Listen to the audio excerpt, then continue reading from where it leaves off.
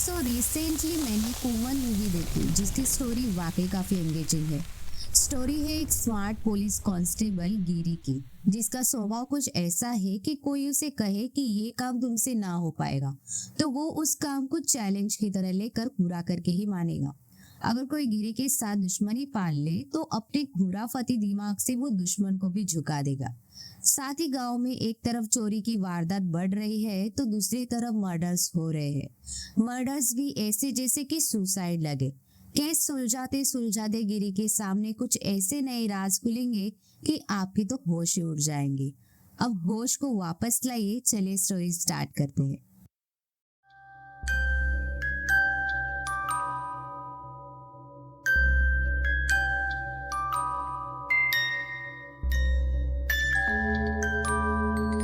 तो मूवी की शुरुआत में ही हमें एक इंटरेस्टिंग केस दिखने मिलती है।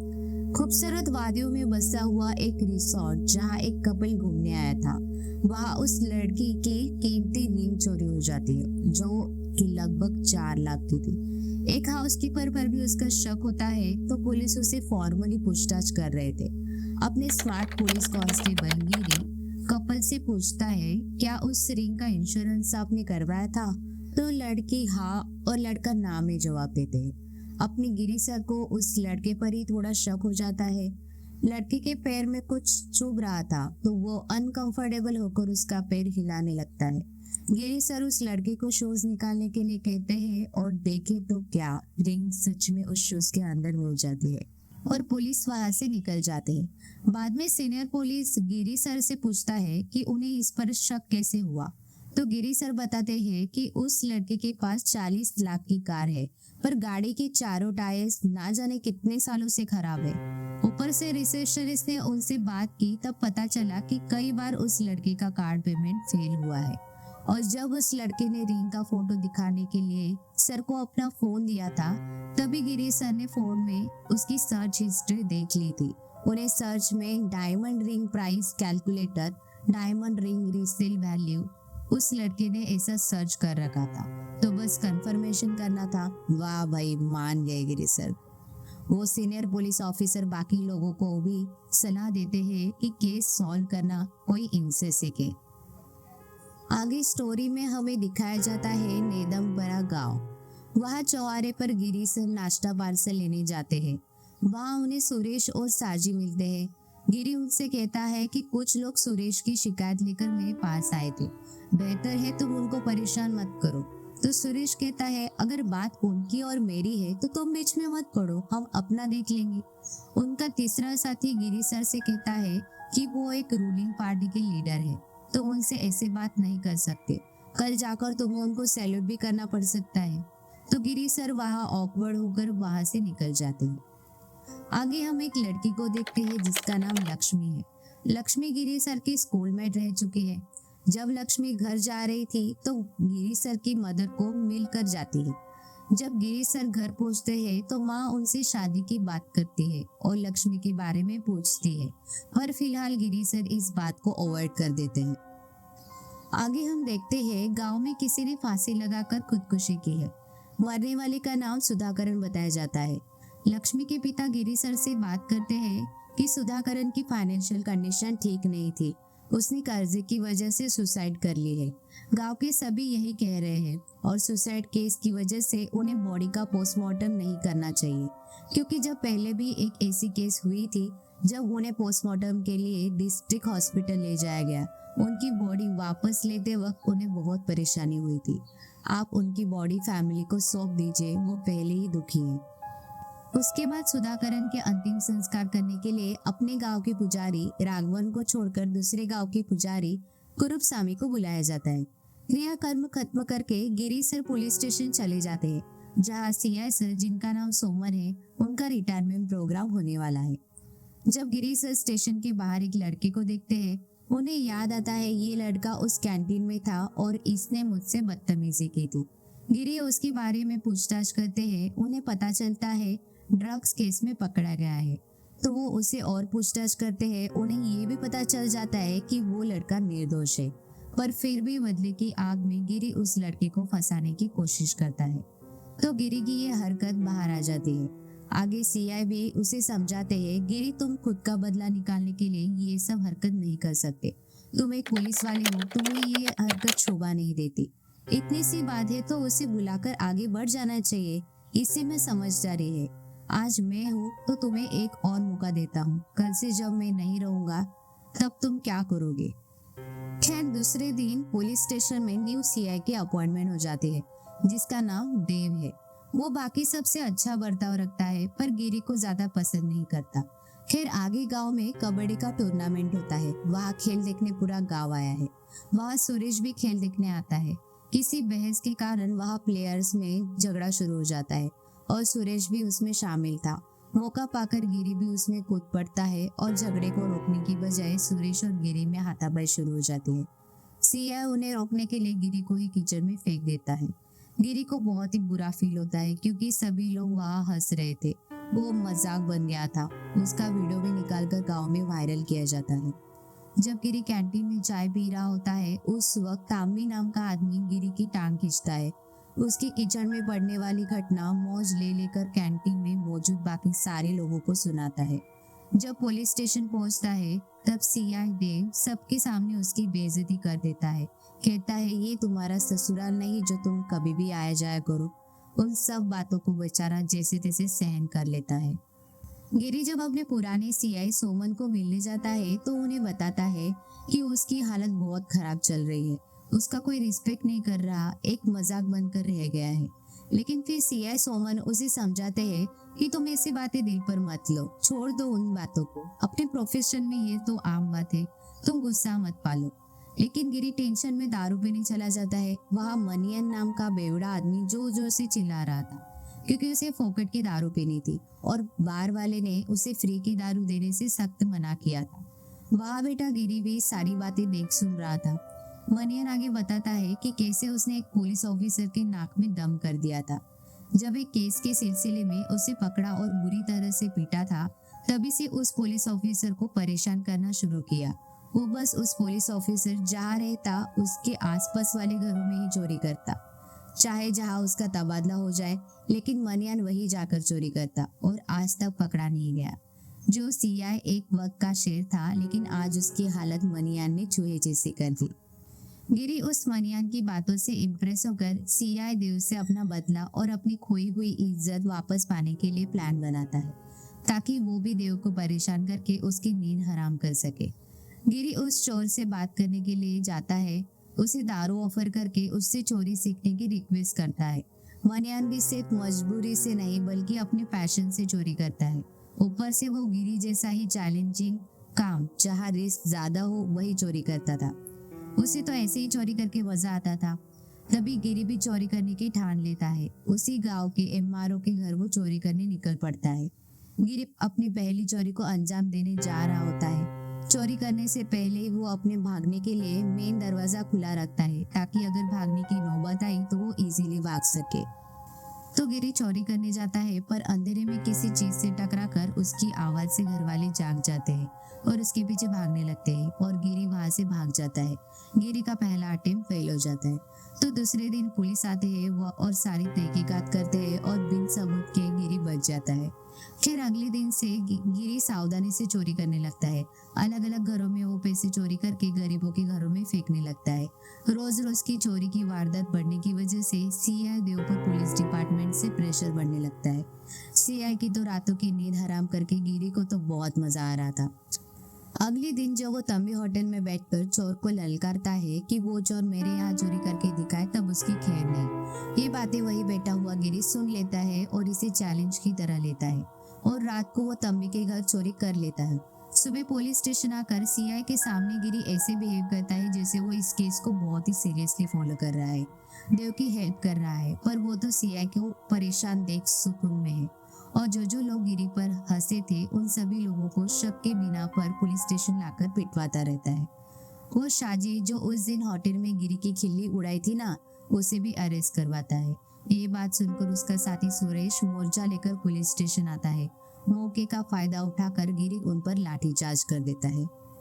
खैर गिरी देव के पास जाता है। गिरी देव से कहता है परेशानी और प्रेशर और ज्यादा बढ़े इससे पहले हमें किसी को पकड़कर पब्लिक को दिखाना होगा। यही बेटर सॉल्यूशन रहेगा और हम पर भी प्रेशर कम हो जाएगा। मैं एक बंदे को जानता हूँ जो अरेस्ट होने के लिए तैयार होगा। तो कुछ पैसे देकर गिरी मनियन को मना लेता है और लोगों के सामने ऐसा दिखाता है कि चोर को पकड़ने का पूरा काम उसी ने किया है। फिर जब गिरी मनियन को जेल में खाना देने के लिए आता है, उससे कहता है सीआई उन दोनों को धोखा दे रहा है और वो यहाँ के सारे अनसॉल्व केस मनियन पर ही लगाकर उसे जेल में सड़ा देगा। तुम बुरी तरह से फंस चुके हो, तो बेटर होगा मौका पाकर तुम भाग जाना। पर दोस्तों, ये शातिर प्लान भी गिरी का ही था। उसे भगाकर सीआई की और भी बदनामी हो जाती। तो जब कोर्ट में मनियन की पेशी थी, वो मौका देखकर भाग निकलता है। जब ये बात कमिश्नर को पता चलती है, देव को उसकी लापरवाही के कारण सीधा सस्पेंड कर देते हैं। जाते जाते देव गिरी से बात करता है, कहता है कि ऐसा लगता है जैसे ये सारा खेल तुम्हारा ही है, मुझे फंसाने के लिए। जब मैं वापस ड्यूटी ज्वाइन करूंगा तो सबसे पहले तुम्हें ही देखूंगा। उसके दूसरे दिन गिरी बैंक में जाता है। वहाँ गांव का ही एक रामस्वामी नाम का आदमी अकाउंट से पैसे निकालता है। गिरी का पहचान वाला था तो गिरी से मुस्कुराकर बात भी करता है और वो अपने अपने रास्ते चले जाते हैं। उसी रात सीआई देव अपने 2 कांस्टेबल को बुलाता है और उनसे कहता है कि उस गिरी पर नजर रखो, साथ ही मनियन का भी पता लगाओ। अगर मनियन को पकड़ लिया तो पूरा खेल सामने आ जाएगा। जरूर मनियन और गिरी का कोई ना कोई कनेक्शन है। उधर हम देखते हैं गिरी को नींद नहीं आ रही थी क्योंकि बहुत दिन से उसने चोरी नहीं की। तो आदत से मजबूर गिरी रामस्वामी के घर चोरी करने जाता है, जो कि सुबह ही बैंक में उसे मिला था। बुरी किस्मत के उस वक्त रामस्वामी जो कि रात में जगा हुआ था, गिरी को पहचान लेता है और कहता है तुम कहाँ भाग कर जाओगे, कल पुलिस स्टेशन आकर तुम्हारी शिकायत कर दूंगा। गिरी वहां से तुरंत भाग के सीधे अपने गांव से बैग पैक करके दूसरे गांव चला जाता है। पर गिरी को उसकी माँ के बारे में ख्याल आता है। वो अकेली बूढ़ी माँ कैसे संभालेगी खुद को, तो वो हिम्मत जुटाकर वापस गाँव चला जाता है। गाँव जाते ही उसे शौक लगता है ये जानकर कि रामस्वामी की मौत हो गई है। रामस्वामी की बीवी गिरी से कहती है कि उसका पति आत्महत्या नहीं कर सकता। गिरी को इससे बहुत बुरा लगता है। गिरी वहाँ सुसाइड के पॉइंट पर इंस्पेक्शन करता है और वहाँ रामास्वामी का अंतिम संस्कार के लिए दोबारा कुरुपस्वामी को बुलाया जाता है। अब गिरी सोच में पड़ जाता है कि कौन रामास्वामी को मार सकता है। तो उसे याद आता है जब वो चोरी करने के लिए गया था, उस वक्त वहाँ एक वैन भी खड़ी थी और वो उस वैन के टायर मार्क्स की फोटो लेता है और उसे वही टायर मार्क्स उस पेड़ के पास भी दिखे थे जहाँ रामास्वामी मरा था। तभी उसे एक मैसेज आता है जिसमें एक वीडियो था जिस वक्त वो चोरी करने गया था और भाग गया था। तो हो ना हो जिसने भी ये वीडियो भेजा वही किलर हो सकता है और अब गिरी को वो किलर ब्लैकमेल कर रहा है। तो इस परेशानी से निपटने के लिए गिरी जाता है पुराने सीआई यानी सोमन के पास। सोमन को पूरी बात पता चलती है तो वो कहता है मैंने तुमसे कहा भी था छोटी छोटी बातों को लेकर तुम मत रिएक्ट करो, गुस्से पर काबू रखो, पर नहीं, अब फंस गए ना। तो सोमन गिरी की हेल्प करने के लिए नेक्स्ट डे एक साइकेट्रिस्ट के पास ले जाता है। सोमन गिरी की सारी सिचुएशन बताता है तो साइकेट्रिस्ट उसे कहता है कि उसे ये डिसऑर्डर है, ये कोई उसके ईगो को चैलेंज करे तो वो उस बात को दिल पे लगाकर उस बात को जरूर करता है। उस काम को पूरा करने पर ही उसे किक मिलती है। तो घर जाते वक्त सोमन जानबूझकर गिरी से ऐसी बातें करता है कि बिना डिपार्टमेंट की हेल्प ले तुम रामास्वामी के किलर को नहीं पकड़ सकते। तो आपको तो पता ही है, भाई ने दिल पे ले लिया तो वो उसे करके ही रहेंगे। और साथ ही सोमन ये भी चाहता है कि गिरी चोरी छोड़कर अपना पूरा फोकस सिर्फ केस पर ही लगाए। फिर गिरी सोमन सर से कहने लगता है कि रामास्वामी के कपड़ों पर अजीब सी स्मेल थी और एटलीस्ट उसके पोस्टमार्टम रिपोर्ट में तो ऐसे ही लिखा था कि वो हैंगिंग के वजह से मरा, पर शायद किलर रामास्वामी का पहचान वाला ही था। तभी वो इजीली उसके साथ घर से वैन में गया होगा वहां तक जहाँ उसकी लाश मिली। खैर, तो आगे हम देखते हैं गिरी उस नंबर को ट्रैक करता है जिस नंबर से उसे मैसेज आया था। तो पता चलता है वो नंबर तमिलनाडु के किसी पालनवेल नाम के आदमी का था, जो कि कुछ साल पहले खेती में नुकसान होने के कारण उसने सुसाइड कर ली। और वही के लोकल कांस्टेबल से मुलाकात करके वहाँ जितने भी लोग जिनके मरने का कारण सुसाइड था उन सभी के पोस्टमार्टम रिपोर्ट हासिल करता है। हम देखते हैं कि कोई गिरी पर नजर रख रहा है। बाद में पता चलता है कि वो मनियन है। उसे लग रहा था कि वो उसे पकड़ने यहाँ आया है। खैर, गिरी वापस केरला आकर सोमन से मिलता है और कहता है ये केस लगते ही उतनी सिंपल नहीं है, सारे ही लोग सेम पैटर्न में मरे हैं। किलर उन्हीं लोगों को टारगेट कर रहा है जिनके लाइफ में कुछ ना कुछ प्रॉब्लम चल रहे हो या फाइनेंशियल प्रॉब्लम हो, ताकि हमें ऐसा लगे कि वाकई परिस्थितियों से तंग आकर उन्होंने सुसाइड की है। फिर सारे लोग उस किलर की पहचान वाले हैं, क्योंकि सारे ही लोग मरने से पहले रात को बाहर कहीं गए और दूसरे दिन सुबह उनकी लाश मिली। खैर, आगे तांबी कैंटीन में बैठकर बातें कर रहा था कि अब उसके घर पर कोई चोरी नहीं कर सकता, क्योंकि उसने घर में कुत्ता ले लिया है।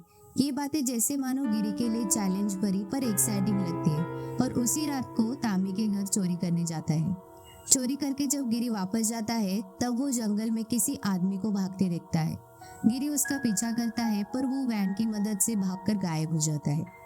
अगले दिन तालाब किनारे किसी औरत की लाश मिलती है। गांव वालों का ऐसा मानना था कि उस औरत का एक्स्ट्रा मैरिटल अफेयर था, और ये बात फैल गई, शायद इसी वजह से उसने सुसाइड कर ली। खैर, गिरी को आगे इन्वेस्टिगेशन में एक इंटरेस्टिंग बात पता चलती है कि जितने लोग मरे सबकी हत्या अमावस्या के दिन ही हुई है। अब अगले सीन में हम देखते हैं कि मनियन को पकड़ लिया है, लेकिन बेचारा मनियन गिरी के बारे में कोई बात नहीं बोलता। फिर गिरी, सोमन और इंस्पेक्टर सीकुमरन मिलते हैं और जो महिला रिसेंटली मरी है उसका बैग चेक करते हैं, तो पता चलता है कि उस बैग में एक कुछ पूजा का सामान और एक पेपर होता है, जो कि ठीक उसी तरह स्मेल कर रहा था जिस तरह से बाकी लाशों के पास स्मेल आता था। आगे गिरी उन मरने वाले लोगों के परिवार से जा मिलता है। वहां से उन्हें पता चलता है मरने वाले सभी लोग कोई पूजा पाठ कर रहे थे। तो गिरी एक पंडित से मिलता है, पेपर और सामान दिखाकर पूछता है कि ये चीज कैसे पूजाओं में इस्तेमाल होती है। तो पुजारी कहता है कि ये बहुत ही पुराना पेपर है और तांत्रिक विधि में यूज होता था। जिन जिन लोगों ने ये विधि की है वो सभी अब तक मर चुके होंगे। वो सभी मानते थे कि विधि करने से सभी अमन होंगे, और कुछ तांत्रिक इंसानों की बलि देकर उनकी आत्मा को वश कर लेते थे। कि पूजा अब कोई नहीं करता, पर इनमें विश्वास करने वाले तांत्रिक अब भी है और पूजा करते हैं। केरला और तमिलनाडु के बीच में कहीं पर एक मंदिर है, वहाँ रहने वाले आदिवासी ये पूजा करते हैं। उस मंदिर के बारे में एक किताब भी थी। मेरा ही एक शिष्य उस किताब पर ज्यादा फोकस कर रहा था, तो मैंने उसे आश्रम से निकाल दिया। वो शिष्य जाते जाते उस ग्रंथ को भी चुरा ले गया। उसके बाद उस पेपर को लेकर गिरी अपने गांव के पुजारी राघवन को दिखाते हैं, तो राघवन कहते हैं उनको इसके बारे में कुछ नहीं पता। गिरी समझ जाता है राघवन वो नहीं हो सकता। तो वही पेपर लेकर गिरी लक्ष्मी के पिता से मिलता है। वो कहता है कि उस पेपर के बारे में तो उन्हें कुछ नहीं पता, पर पंडित कुरुपस्वामी यहाँ है, उनसे पूछो। तो वो भी उन्हें कुछ खास इंफॉर्मेशन नहीं देते। गिरी नोटिस करता है कि जो स्मेल उसे डेड बॉडी के पास से आती है वो यहाँ कुरुपस्वामी से भी आ रही थी। खैर, आगे गिरी रिटायर्ड फॉरेस्ट ऑफिसर के पास जाकर उनको उस आदिवासी लोगों के मंदिर के बारे में पूछता है, तो वो उन्हें जो भी रास्ता होता है वो बता देते हैं। अब गिरी सोचता है कि आज अमावस्या है, आज भी किसी की मौत होने वाली है, तो वो उस जंगल जाकर वहां मंदिर को खोजने लगता है। तभी इंस्पेक्टर सुकुमारन गिरी को कॉल करके बताते हैं कि कुरुपस्वामी लक्ष्मी को किडनैप करके कहीं ले गया है। उसके पेरेंट्स ने कुरुपस्वामी के घर पर जाकर देखा तो वहाँ कोई नहीं था। वो कहता है कि शायद लक्ष्मी की जान खतरे में है। गिरी को फाइनली वो मंदिर मिल जाता है। अंदर जाते ही वो देखता है कुरुपस्वामी पूजा कर रहा है, लक्ष्मी की बलि चढ़ा रहा है, और लक्ष्मी के गले की फांसी वो निकाल लेता है। लक्ष्मी वहाँ बेहोश थी। तभी पीछे से आकर कुरुपस्वामी गिरी के सर पर वार कर देता है और फांसी का फंदा उसे पहना देता है। और सबसे बड़ा ट्विस्ट अब आता है जब रिवील होता है लक्ष्मी भी इसमें शामिल थी। दोनों पूजा पाठ करके हत्याएं कर रहे थे। बाप रे बाप, शातिर औरत। तब कुरुपस्वामी कहता है उसी ने वो वीडियो रिकॉर्ड किया है, अगर तुम बीच में नहीं आती तो बच जाते, और तुमने हमारे बारे में जब से इन्वेस्टिगेशन की तभी से हमने तुम्हें मारने का प्लान बनाया। और अब बड़ा ट्विस्ट कि लक्ष्मी एक ट्रांसजेंडर है। उसी के अंदर दोनों शक्तियां होने के कारण पूजा उसी के हाथों संपन्न होती है, और लक्ष्मी के पेरेंट्स को ये बात पता नहीं थी कि वो ट्रांसजेंडर है। उन्हें बस इतना पता था कि पूजा करने की वजह से उनकी बेटी की शादी हो जाएगी, और लक्ष्मी को भी बहला फुसला कर पंडित अपनी पूजा करवा रहे होते हैं। खैर, जब बलि देने जाता है, जैसे तैसे गिरी कुरुपस्वामी की अच्छी खासी फाइट होती है। आखिरकार गिरी लक्ष्मी को बेहोश करके कुरुपस्वामी को मार डालता है। आखिरी सीन में सोमन सुकुमारन गिरी को कहते हैं कि उसका सीबीआई डिपार्टमेंट में ट्रांसफर हो गया है और तभी एक कांस्टेबल आकर कहता है कि गांव में चोरी हुई है और मूवी यही खत्म हो जाती है। अगर आपको वीडियो अच्छी लगी हो तो प्लीज वीडियो को लाइक और चैनल को सब्सक्राइब करना मत भूलना। मैं ऐसी ही एक्सप्लेनेशन आपके लिए लाती रहूंगी। Thanks for watching.